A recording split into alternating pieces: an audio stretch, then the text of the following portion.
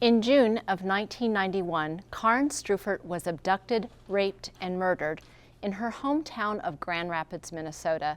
Tonight, her parents are here to talk about their journey through this horror, their participation in a restorative justice dialogue, and the evolution of their understanding of forgiveness. That's next on Speak Your Mind.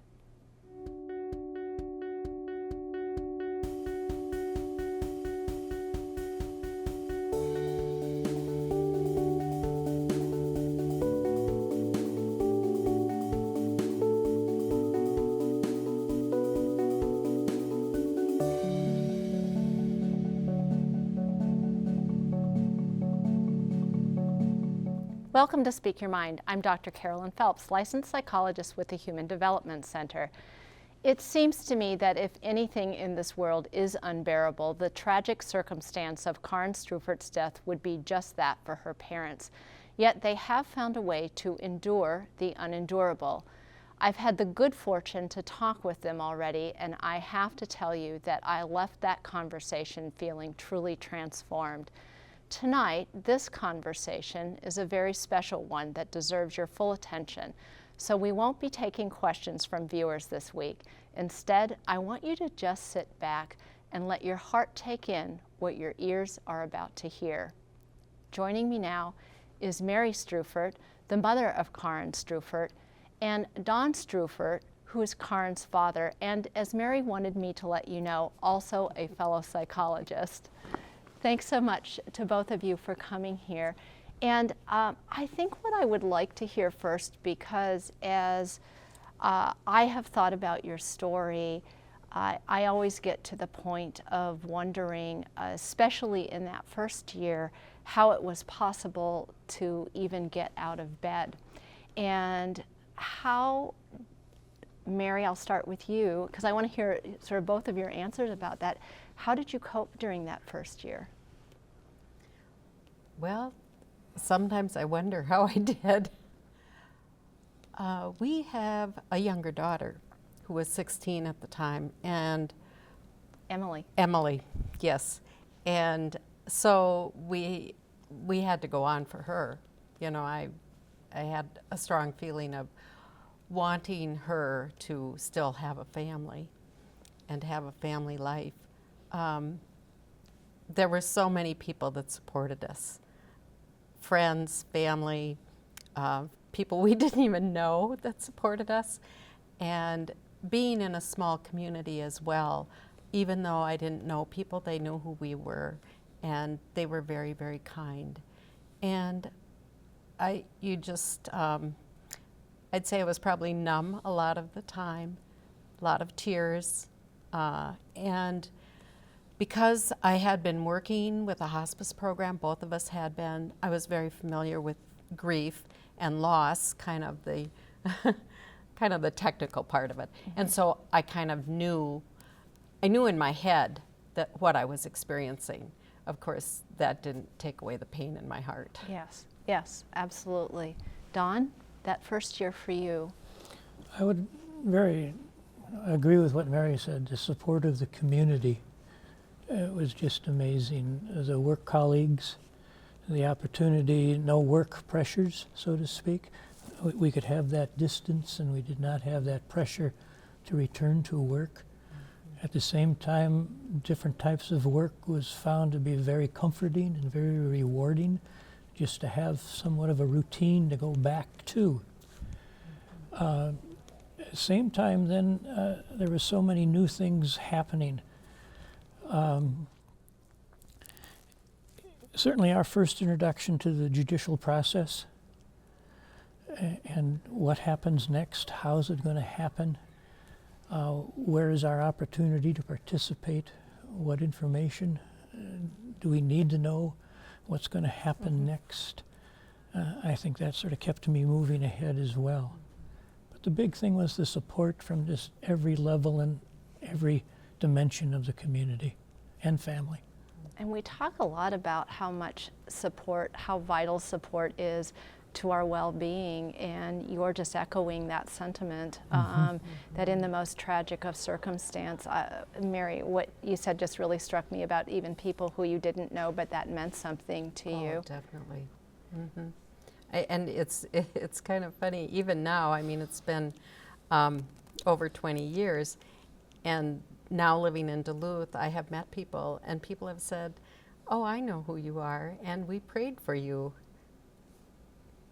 And that's just sort of, it just always takes my breath away. So moving, right? So moving that you had all of these prayers from people who loved you, and then a whole set of people who came to love you and shared that love who didn't know. Yeah, just the humanity.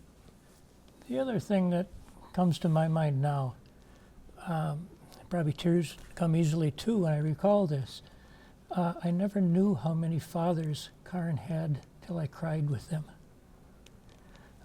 Her friendship pattern at school and their fathers, so warm, so good, so supportive with our tears together.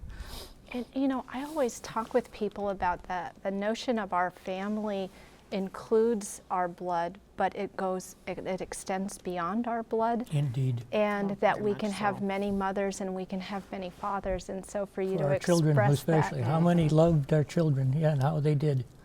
Yeah. Yes.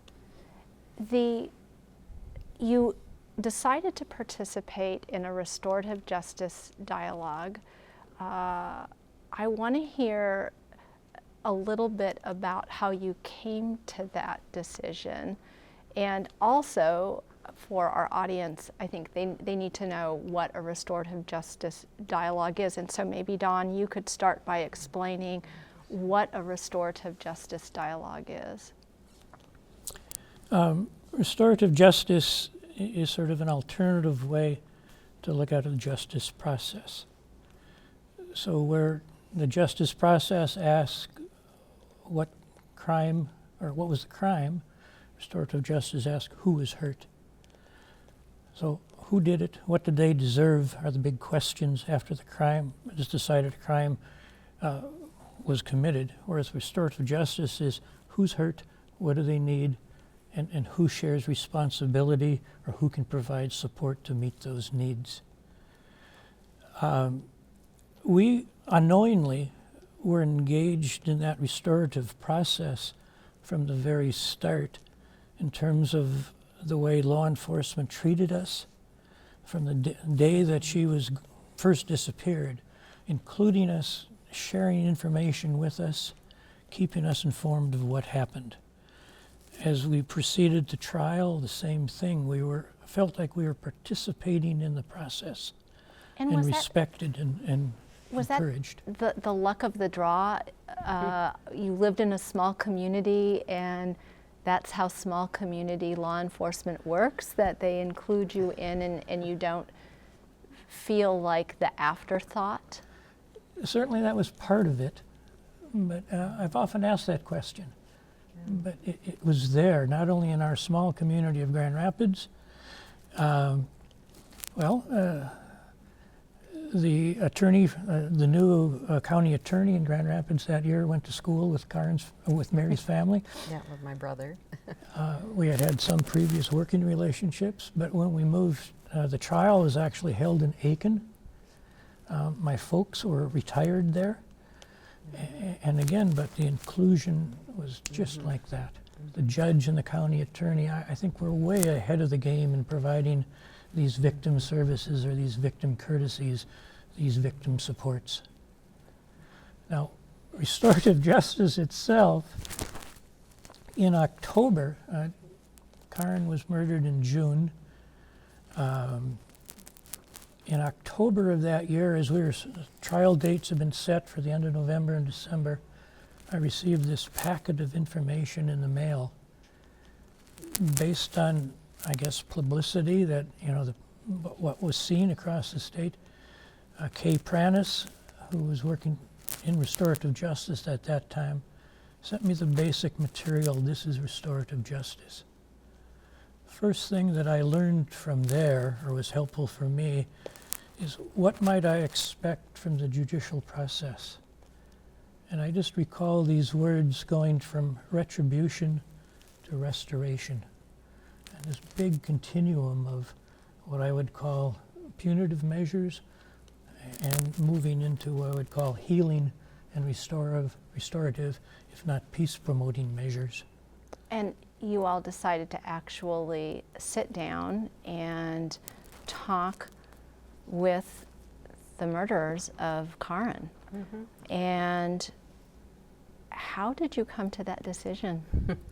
Well, it took some time. She was murdered in 1991, and I believe it was 1993 that we began this process. And we spent a lot of time talking to Mark Umbright, he was kind of our facilitator. He probably has an official title, but that's what I would call him. He's the director now, at least, the director, yes. of the Restorative Justice Program at the University of Minnesota. And we spent a lot of time, and by that time, we had been through 2 trials because there were 2 offenders, and we had been through 2 trials, and we still had questions.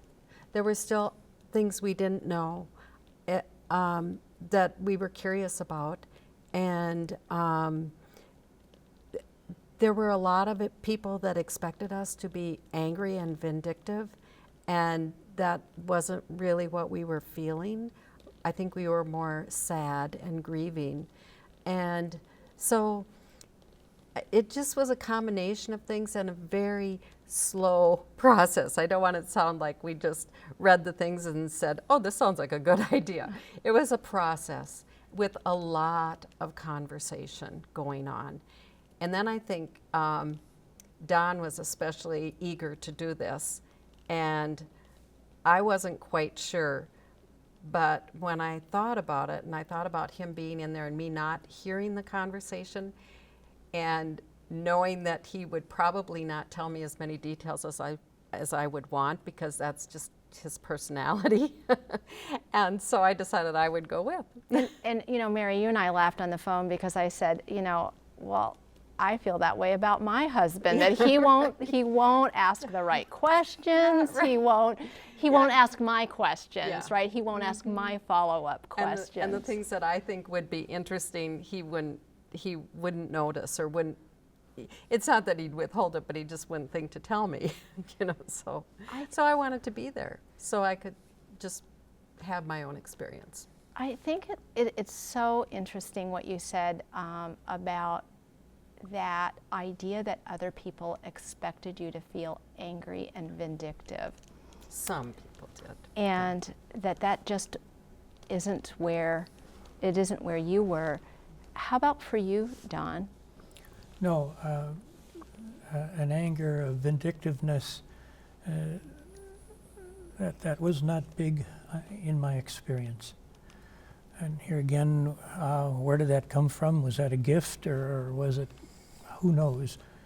But still, when we talk to friends to this date, many times they'll talk of their anger and amazed that they did not see that anger from us.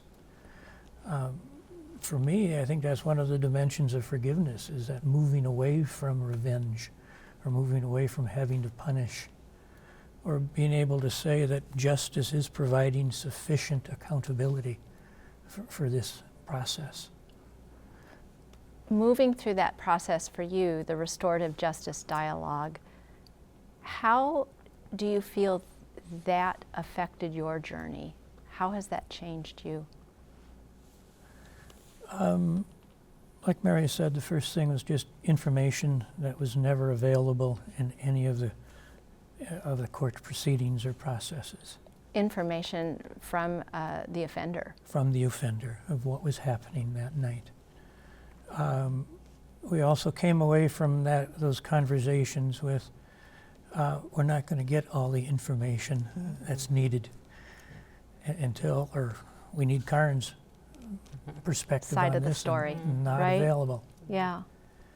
The other thing that came across to me was hearing, at least the one in particular we spent the most time with, hearing his regret, his remorse a little bit better understanding of what was happening, what led up to this, how he got involved in this. He had something I could give him, and he had something he could give me, just in terms of the information, in terms of the empathy of two fathers who are no longer able to be with their children, or his son and my daughter. So, and then it is an opportunity. There's some good there. There's something to be respected. Now, where do we use this, and where do we go ahead? And each one of us has something to participate to this process, to this restoration of relationship, restoration, hopefully, of justice. How about for you, Mary? How has that changed you? Well, as Don mentioned, we had never had any involvement with the justice system at all before that. And so it was all new territory. And I think much of what Don said, I felt as well. Getting to know, especially the one person, more as an individual, really made me come away understanding him better and just having a little bit different outlook on life. And I think I approach community problems a little bit differently when I think of where these two men came from and some of the obstacles that they had to overcome or maybe didn't overcome.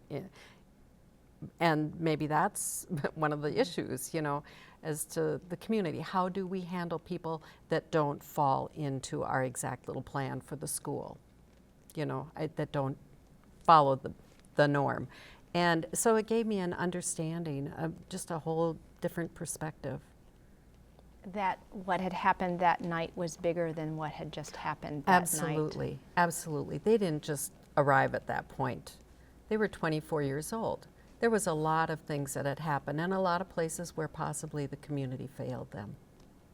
And I have to think about that when we talk about programs or, other things in life. And likewise, I would say, I would agree with Mary. It certainly broadened my perspective in terms of away from my privilege and my position in the community, but then also to see all the resources that are available within the judicial system, both the grace and the accountability in the judicial system, the correction system, the law enforcement system, how complex that is, and how well we can work together given the opportunity and given the motivation to do so. When I was thinking about tonight, and I was thinking about the topic of forgiveness, and I thought, there are a lot of people who will view this show who will say, I don't understand how you can have murder and forgiveness in the same sentence, and that concept entering in. Before Carin's murder, how did you define forgiveness for yourself? Well, I realized after the murder that I had a pretty shallow definition.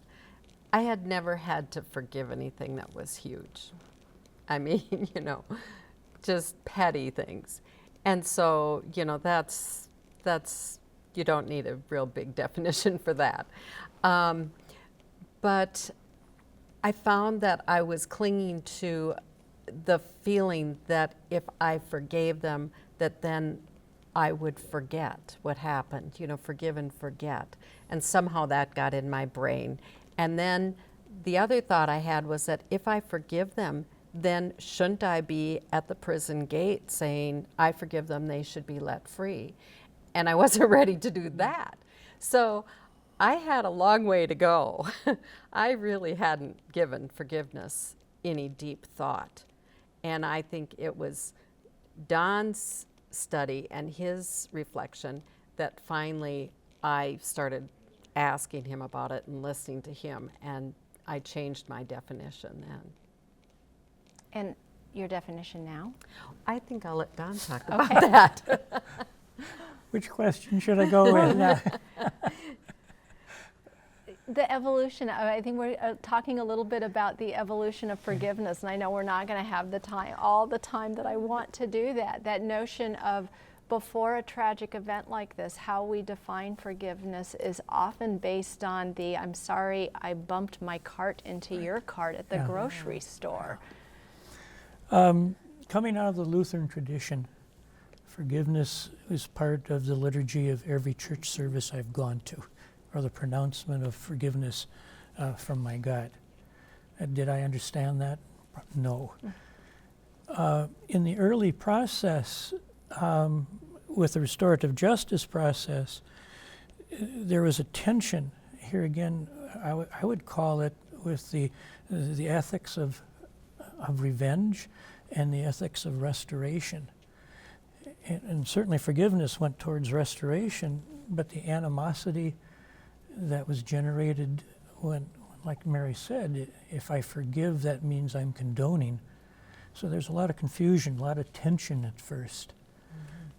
Over the years, I guess the definition that I'm coming to now, it's a very positive process to cope with a very horrible experience, violation, abuse. That's sort of where I'm at right now. Or Mark Twain's definition I like also. It's the sweet fragrance on the heel that smashes the violet. So. Wow. I had not heard that one before.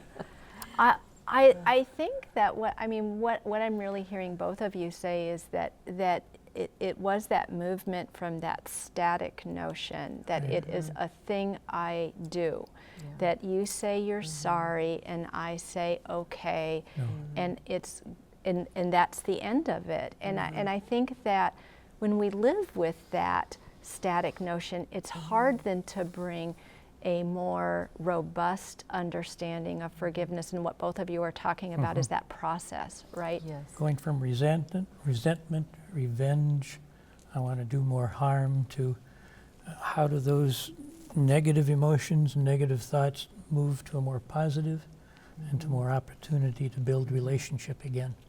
And I think a big part of it, for me, kind of the aha moment too, was that it really is deciding not to be angry every day, not to carry around that anger.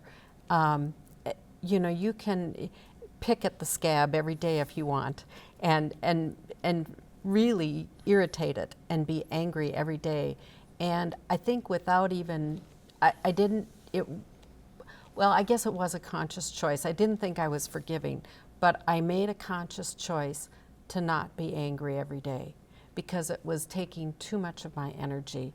And did I want to be that person with a scowl on my face? That isn't me. And so that's what I would say my definition is letting go of anger.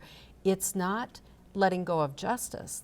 Justice still, that's a whole nother thing. Justice has to take its course, but it's not being angry, it's not being vindictive.